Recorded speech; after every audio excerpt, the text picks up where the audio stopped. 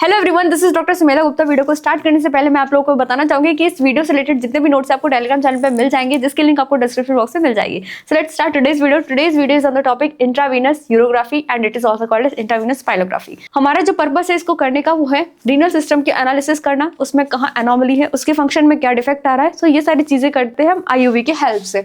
सो इसका एम क्या है? टू स्टडी रीनल फंक्शन, जो भी रीनल फंक्शन है उसको स्टडी करने के लिए, ठीक है। To detect pathology of the kidney, ureter, bladder, इसको केयू भी बोलते हैं, कि इसके अंदर कोई भी पैथोलॉजी हो रही ना उसको हम आईवीओ से डिटेक्ट करते हैं। एनाटॉमिकल कोई भी वेरिएशन आ रहा है रीनल सिस्टम में तो that can also be checked by IVU. इसमें क्या करते हैं, हम एक डाई आईवी हम पेशेंट में इंजेक्ट करते हैं, फिर ये डाई आता है किडनी में, देन फिर वो renal pelvis and then ureter, then urinary bladder. और फिर जब ये डाई इस सिस्टम में आएगा देन हम एक्सरे लेंगे और एक्सरे के थ्रू हमें पता चल जाएगा किडनी में कहाँ पे इश्यू आ रही है। यानी कि अगर यहाँ पे पाथवे ब्लॉक्ड है तो ये जो हमारा डाई है वो नीचे नहीं आएगा, सिर्फ यहीं तक रहेगा। अगर हाइड्रोनेफ्रोसिस हो रहा है तो यहाँ पे ये डायलेटेड सेगमेंट्स दिख जाएंगे, जिसमें क्या मिलेगा, हमें डाई मिलेगा। अब हम बात करते हैं इसकी प्रोसीजर की। कुछ ऐसी चीजें होती हैं जो कि हमारे इमेज को खराब करती है, जैसे कि बावेल गैस। तो ये सारी चीजें हमें अवॉइड करना है। तो हम क्या करते हैं, पेशेंट को fat free non residue diet देते हैं for 2 to 3 days। Fat free non residue diet देते हैं for 2 to 3 days prior to the procedure to avoid intestinal gas shadow, क्योंकि अगर ये आएगी तो हमारी इमेज जो होगी वो खराब हो जाएगी। इसलिए हम फैट फ्री डाइट देते हैं पेशेंट को। देन हम डायमोल टैबलेट देते हैं, 2 टैबलेट दिन में 3 बार, ठीक है, 2 से 3 दिन prior to the procedure to expel gas. मतलब हमारा जो पूरा कंसंट्रेशन है वो इस चीज पे कि गैस ना हो और हमें क्लियर इमेज मिले, इसलिए हमने डायमोल दिया। पेशेंट को फैट फ्री डाइट पे रख रहे हैं हम। अब हमने पेशेंट को बोला है निल पर oral 6 hours before procedure. Procedure के पहले 6 घंटे के अंदर आपको कुछ भी नहीं खाना है, कुछ भी नहीं पीना है। निल पर ओरल, ओरली कुछ भी नहीं खाना।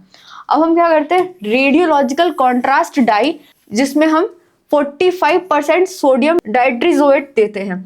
फिर हम क्या करते हैं, पेशेंट के अंदर रेडियोलॉजिकल कॉन्ट्रास्ट डाई डालते हैं। पहले हम 1 ml डाल के देखेंगे, क्या डालेंगे, 45% सोडियम डाइट्रिजोएट ये डालेंगे और फिर हम चेक करेंगे अगर पेशेंट रिएक्टिव नहीं है, अगर पेशेंट इस डाई से एलर्जिक नहीं है तो हम फर्दर जो रेडियोलॉजिकल कॉन्ट्रास्ट डाई है, जैसे कि 45% सोडियम डाइट्रिजोएट 20 to 40 ml इंजेक्ट करेंगे। कहाँ?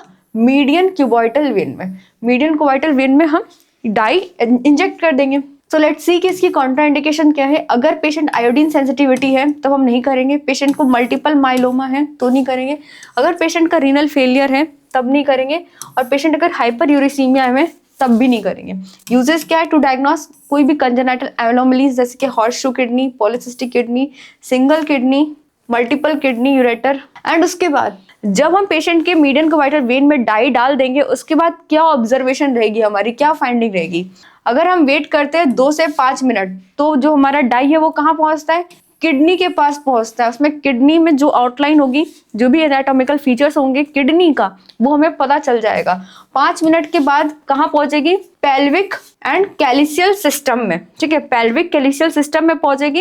एंड 5 मिनट के बाद हम अगर एक्सरे लेंगे तो हमें पेल्विक और कैलिसिस की सिस्टम में क्या एनोमली है, अगर स्टोन है, कहीं पे कोई ऑब्स्ट्रक्शन है, स्ट्रक्चर है, तो ये सारी चीजें हमें 5 मिनट के बाद पता चल जाएगी। एंड देन 15 से 20 मिनट अगर हम वेट करते हैं और उसके बाद हम एक्सरे करते हैं तो क्या मिलेगा हमें, यूरेटर और ब्लैडर में क्या है वो चीजें पता चल जाएगी। सो इन दिस वे हम इस मेथड को यूज करके बहुत सारी चीजें पता कर सकते हैं अपने केयूबी सिस्टम के बारे में। नाउ वी विल सी कि इसके क्या यूजेस हैं। अब यूजेस इसकी डायग्नोसिस में है, इसमें कोई इंटरवेंशन नहीं है, डायग्नोसिस में। सो कोई भी कंजेनाइटल एनोमली है, जैसे कि हॉर्सशू किडनी होता है, पॉलीसिस्टिक किडनी होता है, सिंगल किडनी होता है, मल्टीपल किडनी एंड यूरेटर। तो जब भी डाई जाएगी तो हम डाई डालने के बाद जब हम इमेज लेंगे तो हमें डाई की जो प्रेजेंस होगी, जहाँ जहाँ पे भी प्रेजेंट होगी वो मार्किंग्स मिल जाएंगी। एंड उससे हमें ये पता चल जाएगा कि कोई भी अगर स्ट्रक्चरल कंजेनाइटल एनोमली है, जैसे कि पॉलीसिस्टिक किडनी, हॉर्सशू किडनी, तो ये सारी चीजें हमें किससे पता चल जाएगी, आईवीयू से। पॉलीसिस्टिक किडनी में क्या होता है, एनलार्ज्ड किडनी होती है, बड़ी किडनी होती है। हॉर्सशू किडनी में क्या होता है कि जो हमारा जो किडनी है वो इस तरह से ज्वाइन हो जाता है and it's look like horseshoe single kidney है, अगर एक किडनी है तो उसमें भी हमें पता चल जाएगा कि डाई जो है हमारा एक साइड ही आएगा, दूसरी साइड नहीं आएगा।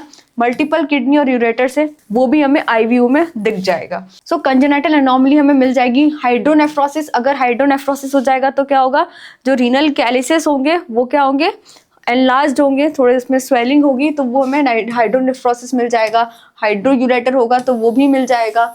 कहीं अगर किडनी, यूरेटर और ब्लैडर में अगर कहीं स्टोन्स होगा तो भी हमें पता चल जाएगा। डाई होगा वो सिर्फ स्टोन के ऊपर होगा, स्टोन के नीचे नहीं होगा क्योंकि ऑब्स्ट्रक्शन हो रखा है, ठीक है। रीनल टीबी है या ट्यूमर्स हैं तो ट्यूमर का प्रेजेंस भी दिख सकता है, ट्यूमर का प्रेजेंस भी दिख जाएगा। रीनल टीबी है तो वो भी दिख जाएगा हमें, किसमें, आईवीयू में। अब कुछ ऐसे कॉन्ट्राइंडिकेशन है जब हम आईवीयू नहीं कर सकते हैं। अगर पेशेंट जो है आयोडीन सेंसिटिविटी है उसको तो हम नहीं कर सकते हैं। मल्टीपल माइलोमा है पेशेंट को तो भी हम नहीं कर सकते हैं। रीनल फेलियर है पेशेंट को तो भी नहीं कर सकते। एंड हाइपर यूरिसीमिया है। तो ये 4 कंडीशंस आपको याद करनी है जब आप आईवीयू या IVP, intravenous urography and intravenous pyelography नहीं कर सकते। ये चारों को आपको याद करना है और लिख के आना है। सो आई होप कि तुम्हें ये डायग्नोस्टिक प्रोसीजर समझ में आया। So this was all about this video. Thank you for watching.